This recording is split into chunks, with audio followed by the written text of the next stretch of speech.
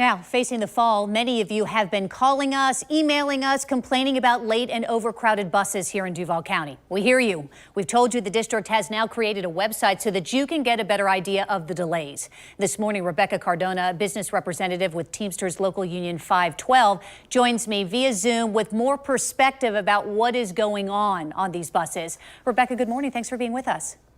Thank you for having me. So bottom line, there just aren't enough bus drivers, right? How bad is it? So it's a little bit hard with it being the first days of school to have the exact shortage numbers. We do know that there's a large portion of drivers who left the industry last year due to the pandemic and the health risks associated because they're an elder group. And with the rapid onset of the Delta variant with the start of the school year, many of them and additional new drivers have made the decision not to return this year.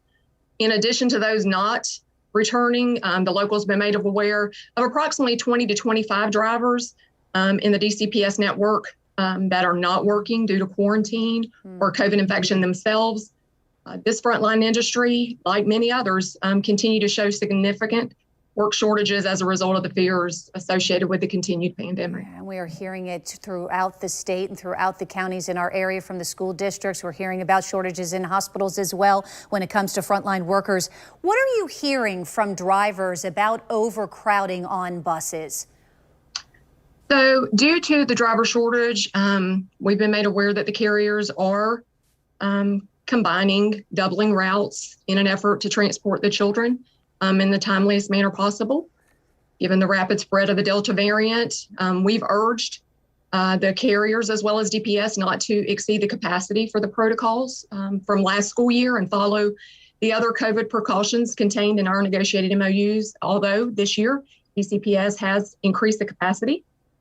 Even with the increased capacity, this becomes a little bit of a tricky situation for the drivers, especially with this being the first weeks of school. When the ridership is uncertain and the numbers change often daily, while drivers are trying to adhere to the safe loading, seating, and distancing precautions for health reasons. They're also having to assure the safe pickup and transport of students. Rest assured, if a driver reaches capacity at a stop, the driver will not leave a child on the corner. I personally want to commend the drivers and monitors that worked through the pandemic last year and done an amazing job. And under these circumstances, I know they're going to do the same.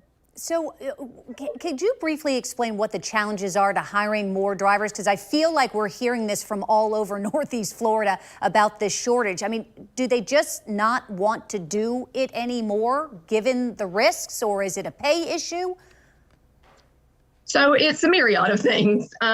We've all recognized over the last years, even before the onset of COVID-19, that the school bus transportation industry has struggled to recruit interested candidates in the school bus driver positions, mainly because it's a part-time work and they're split shifts, and at times can be very stressful and demanding. The nationwide shortage became exacerbated by the onset of COVID-19. School bus drivers in attendance are a part of an elder work group, and others may have health concerns that could be directly impacted by the virus. Going into this school year with the rapid spreading variant, like I said, many of those drivers elected not to return to take care of themselves, their families. The carriers are, let me just make this clear, the carriers are in constant recruiting mode. They do offer paid training, and you can even bring your children to work with you. Local 512 is working with the carriers to bring new life into the industry and enhance the hiring incentives, and also put in place incentives for the current workforce. Like I said, that did an amazing job last year, and we look for them to do just the same this year. Just be mindful for the parents that are out there. We know that there has been delays. There has been some concerns. The first few weeks of school is always a little bit stressful when it comes to bus transportation. Those numbers will increase as time goes on. We do know that there are some folks that were out on COVID leave last year that have elected to return this year due to having the vaccine available to them. The carriers do have drivers currently in training.